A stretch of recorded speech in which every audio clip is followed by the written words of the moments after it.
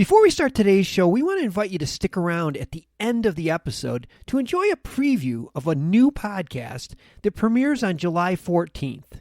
As the industry's exclusive cannabis podcast network, MJBulls is proud to present Women Leading in Cannabis.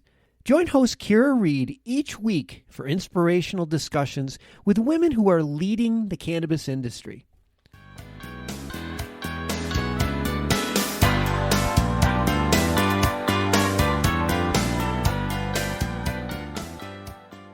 Well, welcome to Hemp Barons today, Axel. Thank you so much for being with us. It's a pleasure to be here with you, Joy. Thanks so much for having me on. You know, as Assistant Counsel on Health to Governor Cuomo, you're dealing with a number of important and critical issues on a good day, to say nothing of handling an unprecedented pandemic in the Empire State. And yet, you also have time and energy to continue to work on the incredible important topics to us of all forms of cannabis and particularly hemp or industrial hemp, carrying forward Governor Cuomo's administration's great support for the reintroduction of this versatile, valuable crop. We cannot thank the governor and his entire team enough for the incredible work that you're all doing to allow and give this opportunity to farmers, to job creators, to businesses, to citizens in the great state of New York. Can you tell us a little bit about when this idea of hemp, and I'm certain that our heroine Assemblywoman Donna Lupardo had a big part of this, when hemp got onto the governor's radar and landed on your plate? What can you share with us about those initial moments? Yeah, happy to talk about that. I think the most important thing to realize is that this is a real partnership. It's been a partnership with farmers and with industry and with thought leaders and advocacy groups from the beginning. Really, it's folks that have been, like yourself, that have been fighting for so many years to destigmatize, to legalize, and bring this incredible crop back into the mainstream. That's been the source of all the success. We've recognized, again, thanks to that effort, that there's a real opportunity here. So we've been, as an administration and driven by the governor, very supportive of all the various incarnations of the cannabis plant. The industrial hemp program was born in 2015, largely a function of some of the regional legislators like Donna Lupardo and the recognition that it had tremendous economic growth potential, and that we launched that program in 2015. I joined the administration that year, and interestingly, I came to hemp in a bit of a circuitous way through the medical marijuana program. When I came on as health counsel to the governor, one of the files that we had just implemented in 2014, so a year before the hemp program, was the medical marijuana files. And so I inherited a file that I knew the Eastern Seaboard. It was somewhat uncharted territory. We had a fairly aggressive and fairly tight program that we were running, and a fairly tight schedule on which to run it. And so I was exposed to medical marijuana.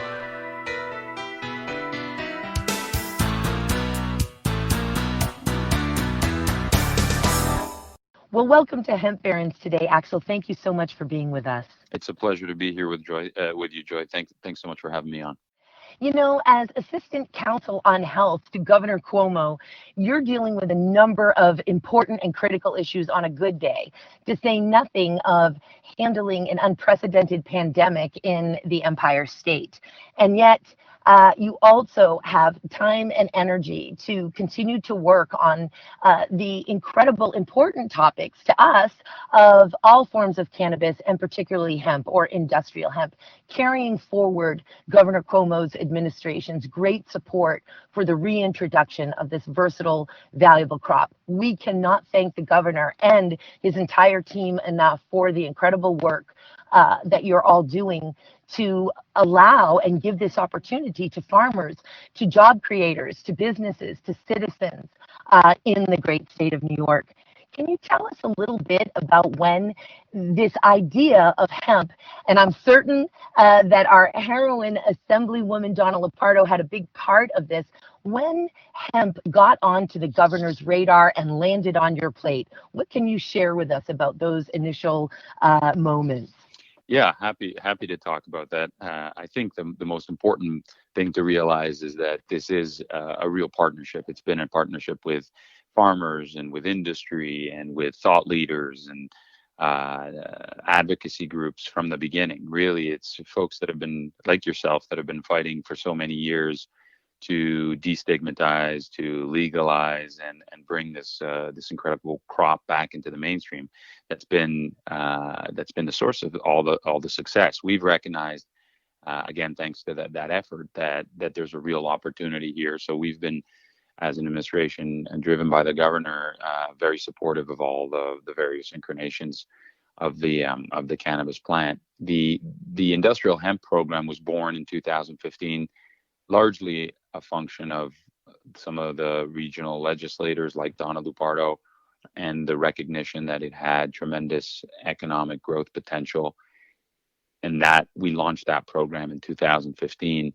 I joined the administration that year, and interestingly, I came to hemp in a bit of a circuitous way through the medical marijuana program. When I came on as health counsel to the governor, one of the files that we had just implemented in 2014, so a year before the hemp program, was the medical marijuana files. And so I inherited a file that I knew very little about, and a program that was sort of new across, especially the Eastern Seaboard. It was somewhat uncharted territory. We had a fairly aggressive and fairly tight program that we were running, and a fairly tight schedule on which to run it. And so I was exposed to medical marijuana and realized that there were a lot of medicinal benefits to this plant that had been left unexplored for 80 years. As I learned more about the cannabinoids in the plant, and I started to see that the industrial hemp program was going to have a large cannabinoid component to it through CBD, CBN, and other cannabinoids, we started to realize that the two programs were not in isolation, but needed to be considered together. And so my role migrated over to also supervise some of the hemp work and rollout we were doing. And that was in 2016, 17, and throughout the last few years. So we've been working hand in glove with the Department of Agriculture, who's been fantastic on this, and the Department of Health, where the medical program's housed. So that's how I kind of came to this, and it's been a fascinating journey, a lot learned, and really interesting industry. You know, you get the credit for a lot learned, brother, because I work with a lot of states. And while there are many, many huge supporters in these states at high levels, or we wouldn't have 48 states that have passed some form of legislation right now and doing their best to deliver on the promise of this crop, you have really taken a huge deep dive. And when I remember my first meeting with you, and when I get to understand, and I usually can understand within 10 or 15 minutes, some baseline, or I get some indication of how much investment has been done, how many, because there are very many complexities with hemp. I often call the misguided oversimplification of hemp. There are lots of complexities, and I knew within 10 or 15 minutes that you had taken a deep dive, and there's no way that someone can understand some of these complexities unless they have really made a huge effort and invested the time in these understandings, which also then, of course, made an indication to me of how important this is to Governor Cuomo's administration. And again, we cannot thank you enough. For example, you know, we have many states that's a patchwork. Just because something becomes federally legal, and New York was dealing with this under the agricultural pilot programs and still is, from the 2014 Farm Bill. Under the 2018 Farm Bill, as you're well aware, hemp has been legalized as an agricultural commodity, completely removed from the Controlled Substances Act, including tetrahydrocannabinoids derived from hemp have also been removed from the Controlled Substances Act. And yet still, there are many states that are not taking advantage of this opportunity and of this new liberation from the shackles of the jurisdiction of the Drug Enforcement Administration. Yet New York is giving its citizens, its farmers, and its manufacturers and business owners cover by creating standards and ethics around CGMP compliance for dietary supplements. So if you're going to operate as and market your products as dietary supplements, which according to the guidance of the FDA is not what federally they want to happen right now, New York is saying, you know what, we recognize you can't put this genie back in the bottle. And as I'm sure you're familiar, Commissioner Stephen Hahn recently said it would be a fool's errand to even try to approach stopping the sale of these CBD products. But New York is saying, listen, we're going to allow you to do it. We're going to allow you to do it with very safe guardrails, as in full compliance with current good manufacturing practices in accordance with the Code of Federal Regulations for the manufacture of dietary supplements, etc. And you're going to be allowed to do it here. We're going to give you labeling requirements. We're going to give you testing requirements, and we're going to put a program in place. Not all states have done that. There are many states, even California, the fourth largest economy in the world, which is still sitting here saying only cosmetics are legal and CBD products that derived from hemp may only be sold in licensed marijuana dispensaries. And in fact, we just had a very important enactment date pass, May 1st. That beautiful hemp bill that was agreed upon through chapter agreement, and that was just passed in January. The enactment date of May 1st, meaning the regulation of hemp extracts and cannabinoid hemp, is now in effect in the state.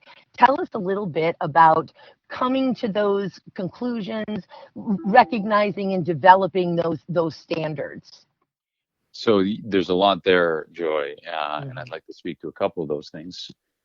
I think the deep dive at the beginning, and the reason I got so involved in this file, is that what was really unique about this plant is that we have very sophisticated agencies here, the Department of Health and Ag and Markets, that have been operating in their respective spaces for hundreds of years. And yet there was no expertise because of the federal prohibition on cannabis generally, and hemp as well. There was no expertise in the agencies where you would have your typical PhD in an area that's a regulated area by the state. So it was both a risk and an opportunity to be put in a situation to oversee a program and develop laws and regulations for it, where everybody was learning and building the plane as we were flying it. And so it's not every day you get to do that, and it's certainly not every day you get to do that with such a fascinating plant and such a fascinating set of regulatory protocols. So that's why I think I took it to heart. I dedicated a lot of time and energy to get to know the file, and it's been incredibly rewarding. It just has, as you know very well, Joy, because we know each other, that once you get bitten by this, it's impossible to really stop thinking about it. The way I like to think about it as a regulator, which is maybe a little different than how some of the other folks you have on the program think about it, but as a state regulator that has to deal with all the aspects of this plant.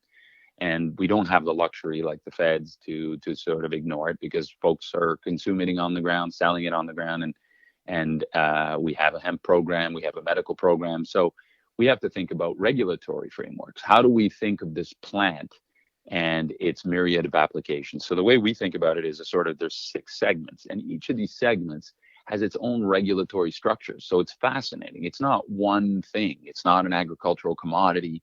It's not just a recreational drug. It's actually got 6 distinct regulatory frameworks that apply to it. First, it's got the industrial uses, so fiber, and it's the herd and the seed that are being used, that can be used for bioplastics and all the uses you know very well. That's probably the least touch from a regulatory standpoint. Then you move into food. So we know there's GRAS certification, and you have seed oil, and you have seed hulls and hearts. And there we have a framework, but it's still a framework that has to be adapted to hemp. And that's your food and agricultural framework. Then you move over to a dietary supplement or nutritional set of regulations, which is typically the purview of the FDA, but they haven't regulated it. So I'll come back to that in terms of what you very well, you described so well in terms of our bill and our approach. But that's yet a third set of regulatory standards that apply to nutraceuticals. Then you move into a recreational compound. If you look at THC or some forms of combinations where you have de-stressors and you have recreational activities, you're looking more closely to something like alcohol or tobacco. And so we have very different sets of regulations for that, and very different sets of public health priorities and approaches to that in terms of controlling consumption or limiting distribution and controlling quality. Then you have a medical program, but it's not your conventional clinical trial driven FDA drug approved program. It's a hybrid approach that started out in California in 1996 and then migrated over. And I think now in hindsight, we're proud of the program we have in the state of New York. It was tightly drawn up, but right now it's proven to be really helpful because doctors have bought into it. Our registered organizations, as they're known, our providers, are producing really premium product, and there's research happening at the state level, which is really new and exciting. And we see there are real medicinal qualities to this plant, but that's not your traditional FDA product. But we also have that final sixth segment, which has its regulatory framework, which is the FDA's approach to clinical trial and randomized trials driven product development. So you really have one plant that can fit into 6 completely different frameworks, which makes it just an endlessly fascinating perspective from a regulator's perspective. And so that's what we've what we strive to do is try to look at the plant globally. We did propose, unfortunately, COVID sidetracked this in large part. We had proposed a Cannabis Act, so a new section of consolidated law, which isn't something you get to do every day, which would have brought under one roof, under the Office of Cannabis Management, all the different aspects from agriculture to nutraceuticals to medicinal to recreational under one group of folks and one team that had the expertise. Unfortunately, while we wait for that to happen, we are still moving ahead with our medical program and our hemp program. So now that's being done in separate pieces of legislation, which will be unified once we bring in adult use. And right now, that's the bill you described. I'm happy to talk a little bit about that bill if you'd like me to, but I think I've just gone on for a while there. So. No, thank you. We cannot get enough of what the Assistant Counsel on Health in the greatest state in the United States has to say about hemp. Are you kidding me? Please let us go forth and discuss this great piece of legislation, and Axel, I just cannot thank the legislators and the governor's office enough, because we know that the bill that was passed at the end of the last session didn't have a ton of amendments in it, and it's too burdensome details for this show, but we knew that it had a lot of problems in it, and so much advocacy happened over the course of the summer. And I look at the piece of legislation that ended up passing in January per chapter agreement, and I'm really hard pressed to find an amendment request that was not granted. And we didn't make unrealistic, we didn't make unreasonable amendment requests. We made reasonable amendment requests. And to see that basically all of them were granted, the amount of gratitude from the national hemp movement and the global hemp movement for the New York State legislature and the governor's office listening, hearing, understanding, cooperating, and bringing forth common sense into the program is just a gift to New York and the nation that I really don't have words for. And I don't mean to gush about it. It's just that basically all of the amendments were granted. It was like a tremendous treasure chest. Please talk about this great piece of legislation. Well, Joy, you're too kind, but I think it reflects what you said at the beginning, which is that this is a new industry and that it's really the teamwork. And we're very focused on stakeholder engagement. We mean that in all our programs. We understand the reality of creating a new industry means that you have to work with advocacy groups and you have to work with social equity groups and stakeholders and industry to develop the best program possible. We can't be rigid, and we can't pretend that we have all the answers when it's as complex as I just set it out to be. So I think in partnership and with that stakeholder engagement, we developed what is really a great piece of legislation. We're very excited about it. It's fairly high level. We're now going to have to roll out the regulations that are going to implement this, but it really captures what you said.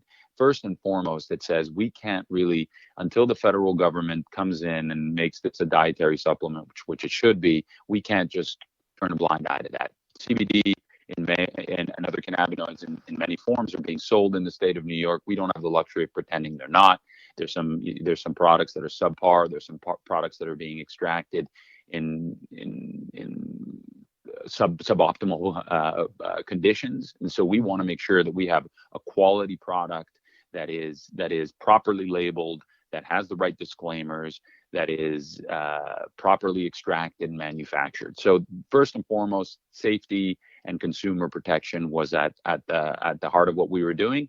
We hope that our law is consistent with how we think the feds should be doing this. And in fact, we imported into our state law a lot of the federal requirements on dietary supplements. So we didn't reinvent the wheel. We're essentially requiring everybody who's participating in our program to have a dietary supplement standard, a CGMP standard under federal law. So you have to operate like a real dietary supplement manufacturer. We, of course, have an agricultural side, testing and all the USDA requirements that we're gonna try to implement as best we can, and hope that the USDA also takes our recommendations to make some tweaks to those interim final rules, and so that's the gist of the program, the quality and consumer protections. We do also require some of our retailers, whoever's going to carry CBD products or other cannabinoid products, to register. It's not going to be a burdensome process, but again, it's about compliance and enforcement. It's very difficult because, as you pointed out, the proliferation of folks selling these products, and even the provenance of this. We hear a lot of people bring in an isolate or distillate from China, from Eastern Europe, that is of questionable origin, that's grown on plants that maybe have been bioaccumulating toxins that we can't test and we can't vouch for, and they make their way into the supply in the United States. And we think it should be an opportunity for U.S. farmers growing under much healthier conditions and extracting under well-regulated standards. So part of the registration on the retail side is really our ability to go in and say, you're free to sell these products, but can you show us you have a QR code? Can you also show us that you know where this is sourced from, that it meets our testing and GMP protocols? So that's part of that process. I think there are a number of other states that are doing this. Florida, Texas, they're working well in trying to regulate it the same way we are. We are working with them. We have a National Association of Regulators that meets regularly twice a year to discuss all sort of cannabis issues, and hemp and CBD is on that. So coordinating with other states, I think, is extremely important, so we can have standard laws across the country and show the federal government that there's a way of doing this correctly. So I think it's a good template. I mean, we all contributed to it, so we should all take the credit for it as stakeholders. But it's a really good template that other states should feel free to adopt, and that can harmonize the laws across the country. Attention hemp farmers, introducing Advanced Hemp, the world's first hemp-specific fertilizing system designed to maximize yield and CBD production. Advanced Hemp's team of 25 PhD plant scientists have been researching the plant for over 20 years and understand it better than anyone. Don't fail to meet your hemp's unique needs like far too many farmers did last year. For heavy yield of the high CBD hemp, feed your crop Advanced Hemp. And you can order online at advancedhemp.com. That's advancedhemp.com. But don't wait, because production is limited, so pre-order now.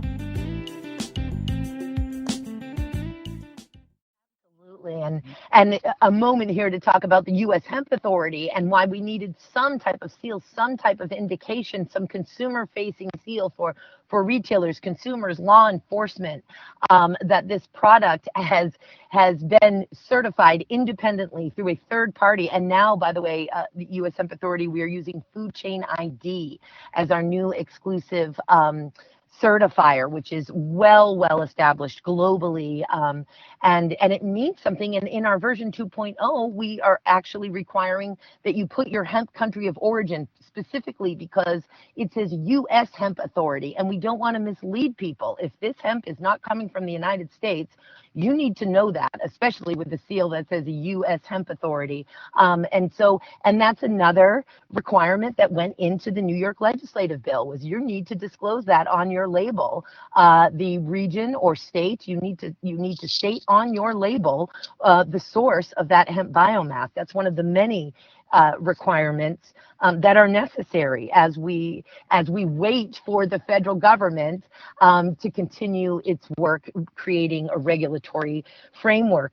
And could we talk for a minute about the fact that this legislation divides hemp as it is necessary? You discussed the various categories, and if we just keep it down to hemp, and as opposed to talking also about medical and adult use cannabis, in this bill, the Department of Ag maintains jurisdiction over the oilseed and fiber crops of hemp.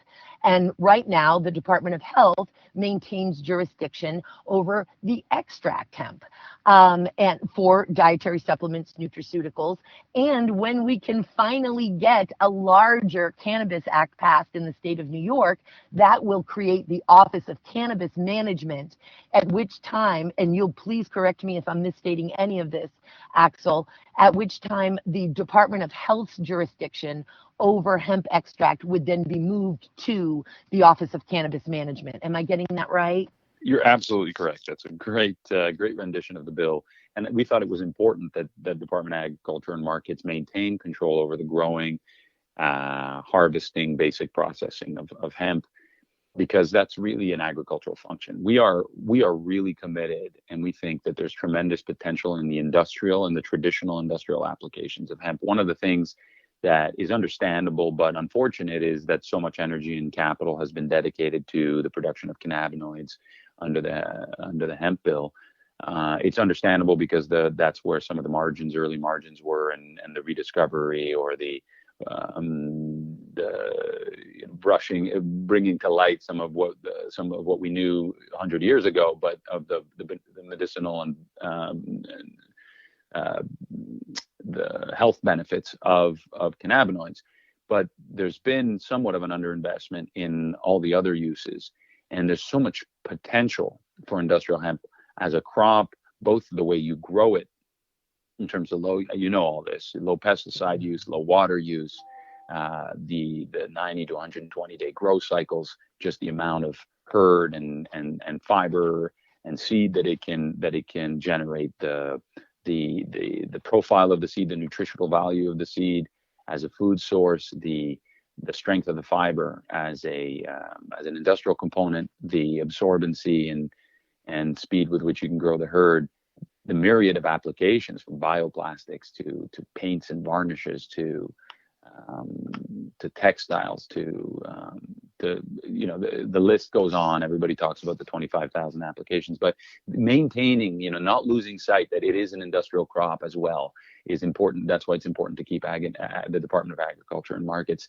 right in the center of the growing and harvesting and processing of that industrial side to it. So Department of Health and the Office of Cannabis Management eventually will only step in when you're looking at using hemp for human consumption in its concentrated form. And there it makes sense. It just makes sense to make sure that the processes you're using are toxin free, that you're testing it to make sure that there are no molds and that make sure that there are no contaminants, and then labeling it properly. So I think we've struck the right balance there, and we're pretty happy with how that turned out.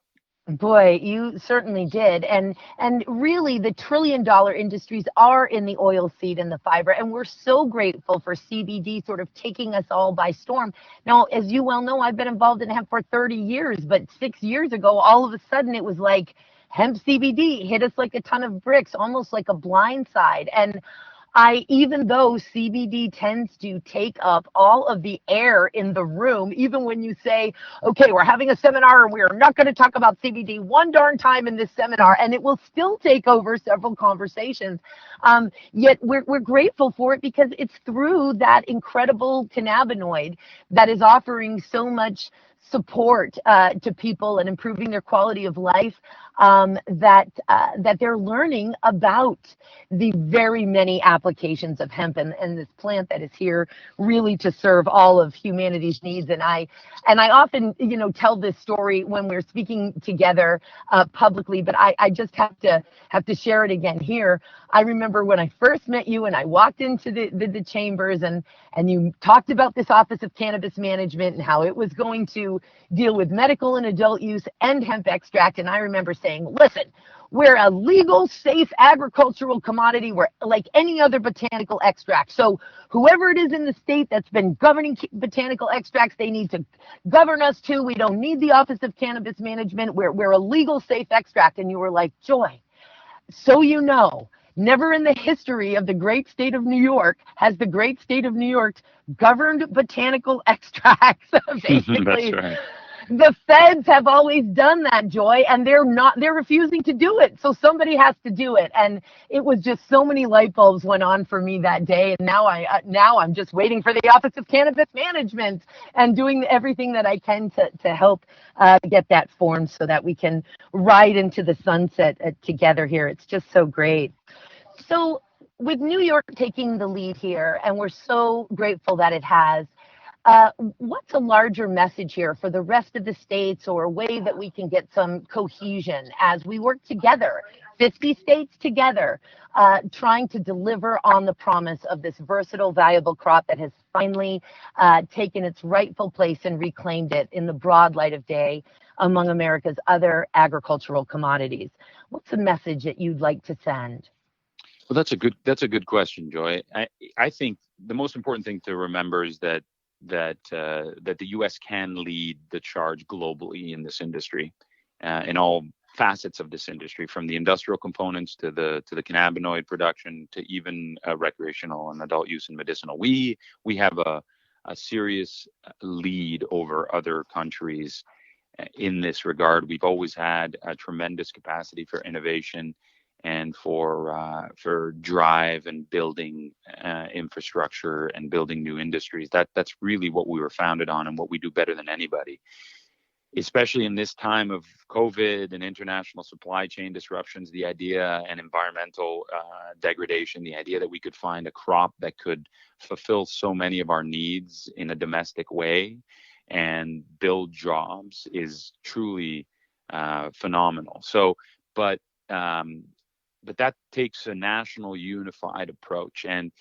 until the federal government takes its rightful seat at the table to really coordinate some of the broader regulatory frameworks within which states can function independently, but just like in alcohol, just like in hemp now at an industrial level, it needs to set the general parameters within which the states function. Until that happens, the states need to do a better job cooperating and collaborating on setting some national standards. It's really difficult for a state to go at it alone with the free flow of this kind of product across borders. And so I think the most important task we have is working with our sister states and in kind of coming up with a baseline of standards that we can all get behind.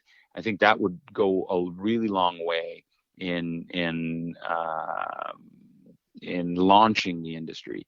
And I think even at the state level, regulators really need to work with the various agencies that are responsible for pieces of this. So be it agriculture and markets and the Department of Health and new cannabis offices, and make sure that cooperation is happening. I think California recently, decided to move in that direction. They had several separate agencies that were working together. I think the quicker you get everybody on the same page and recognize the overlap between the various segments of this plant, the more the better job you can do in regulating it. So that would be my takeaway. That's what we're trying to do in New York, and that's what we're encouraging everyone to do as well. So I think that's how I'd sum that up. Well, thank you for your leadership. Thank you to Governor Cuomo for his leadership, for the heroes and heroines in the Washington State Legislature. And there are many. I have to specifically shout out Donna Lupardo, who has just been such a leader there. The hemp movement, the emerging hemp industries, and those of us who have literally dedicated our lives to serve this plant. Axel, thank you so much. Well, we thank you for bringing it to where it is now. So, Joy, always a pleasure speaking with you, and thanks so much for having me on. What a privilege, what an honor. We can't wait to have you back again. Sending you our most positive vibrations. May you stay healthy and strong, your family, the governor's office, the governor's family. Thank you for being with us today, Axel. Thank you, Joy.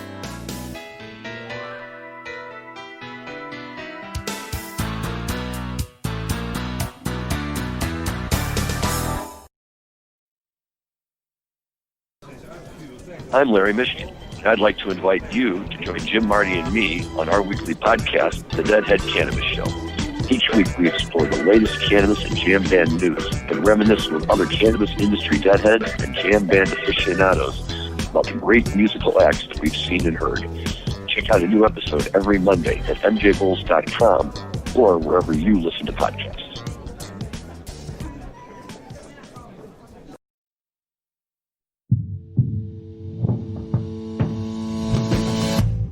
Tell me, boy, you make me so bored. You need to walk the other way. I tell you once more. Please get out of my way. I don't want you no more. We're done here, boy. I know you think you're so fine, but you can't see it. I've been wanting to unwind.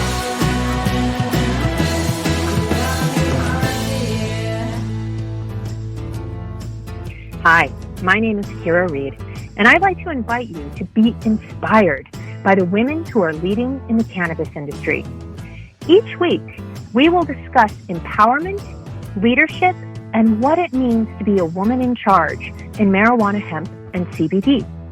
As the founder of the Women Empowered in Cannabis community, I have had the great pleasure to get to know many brilliant and talented women who are CEOs, executives, politicians, advocates, and community leaders that are focused on creating a cannabis economy that is just, fair, and equal. We'll learn how these women make decisions, how they navigate a predominantly male industry, and what they're doing to level the playing field for women. I hope you'll join us.